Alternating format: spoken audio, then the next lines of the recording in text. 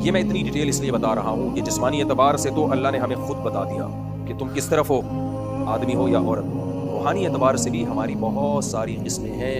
کچھ چیزیں ایسی ہوتی ہیں جو ہمیں اچھا بنانے کے لیے ضروری ہے، سچا ہونا، صاف ستھرا ہونا، فیتھفل ہونا، وفادار ہونا. اسی طرح بھائی بہادر ہونا، سخی ہونا. تو اللہ تعالیٰ نے بہادروں کی بہادری کو سمجھانے کے لیے بزدل پیدا کیے. اللہ تعالیٰ نے منافقوں کی منافقت کو سمجھانے کے لیے ایک نمبر لوگ پیدا کیے، اور مقابلے میں منافق بھی پیدا کیے. بولتے کچھ ہیں، دل میں کچھ اور ہوتا ہے. ایسے منافق ہول سیل کے حساب سے مارکیٹ میں موجود ملیں گے آپ کو.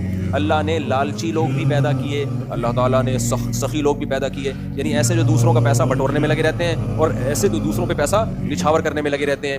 ایسے جو جھوٹ بولتے ہیں، ایسے جو سچ بولتے ہیں. ایسے جو رشتہ داری توڑتے ہیں، ایسے جو رشتہ داری جوڑتے ہیں. ایسے جو سوسائٹی میں اصلاح کرتے ہیں، اور ایسے بھی جو سوسائٹی میں فساد کرتے ہیں.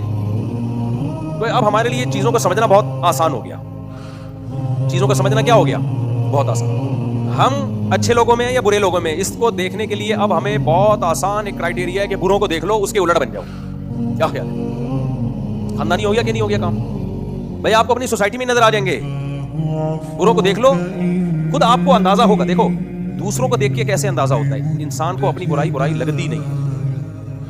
ہمیشہ وہ برائی جب دوسرے میں ہوتی ہے تو فوراً آپ کے سگنل کام کرنا شروع کر دیتے ہیں. یار یہ تو غلط ہے، یہ کیا ہے؟ غلط. تو بس دیکھ لو، جب میں دوسرے کے بارے میں کہہ رہا ہوں کہ یہ غلط ہے، تو اٹ مینس کہ میرے اندر اگر یہ برائی ہوگی تو میں بھی کیا ہوں گا؟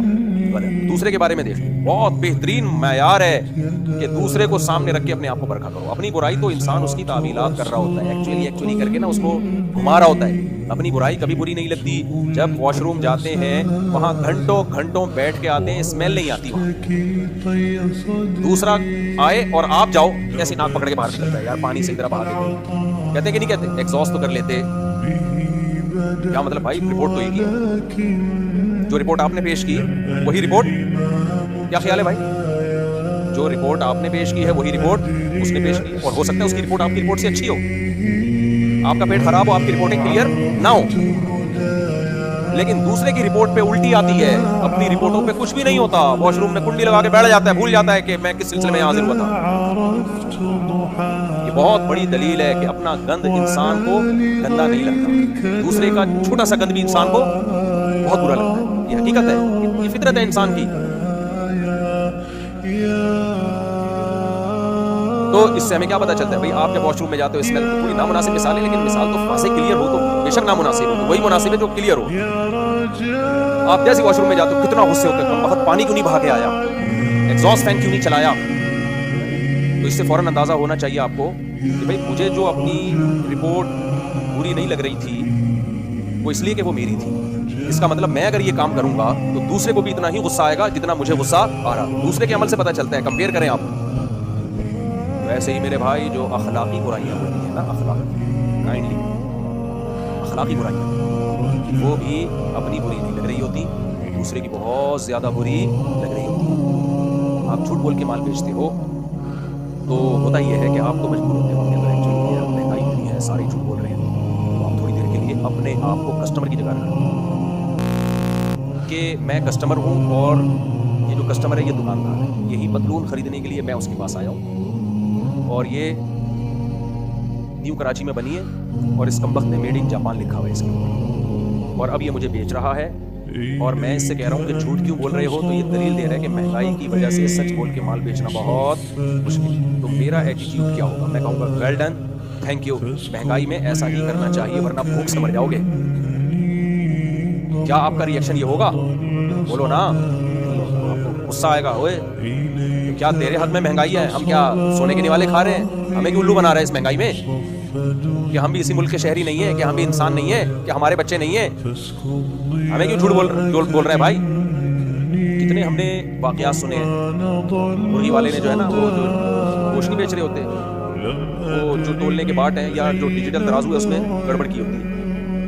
ہمارے ایک دوست نے پکڑ لیا. ہمارے ایک دوست کا بزنس تھا، انہوں نے پارٹنرشپ پہ اس طرح بزنس کھولا، جو چکن میٹ ہے اس کا بزنس.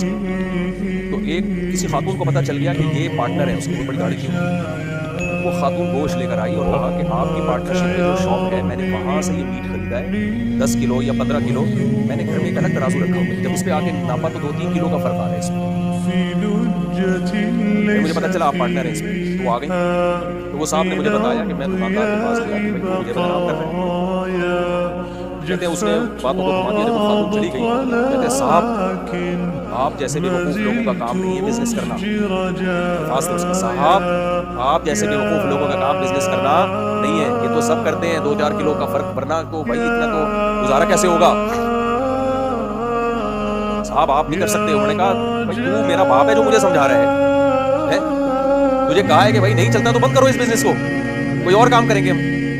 اور آسان میں سمجھ، ٹھیکیدار سے ہمیشہ، جو بلڈر ہوتا ہے نا، اس سے ہمیشہ وہ گھر خریدو جو کمبخت نے اپنے لیے بنایا. دوسروں کے لیے بنائے وہ گھر کبھی بھی نہ خریدو. نہیں آئی سمجھ، بہت گہری بات. تو ٹھیکیدار آدمی جو بیچنے کے لیے جو گھر بناتا ہے وہ نہیں لو. اس میں اوپر تو بہت فنیشنگ ہوگی، لیکن آپ کھڑی لگانے کے لیے جب کیل ٹھوکو گے نا اس میں، تو پورا پلستر اکھڑ کے باہر گرے گا.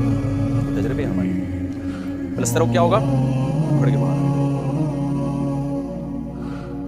تو لیکن جو گھر اپنے لیے بناتا ہے اس میں آپ ڈرل مشین سے بھی سوراخ کرو گے تو پلستر نہیں پڑے. سمجھتے ہو گے نہیں سمجھتے؟ میکینک آپ کا اپنا ہوگا، محلے پڑوس کا تو ایمانداری سے کام کرے گا. چلتے پھرتے راستے میں کسی میکینک سے کوئی کام کروا دیا آپ نے تو جگاڑ کر کے دے دے گا آپ کو، بائک آپ کی یا گاڑی آپ کی جگاڑ کر کے دے دے گا.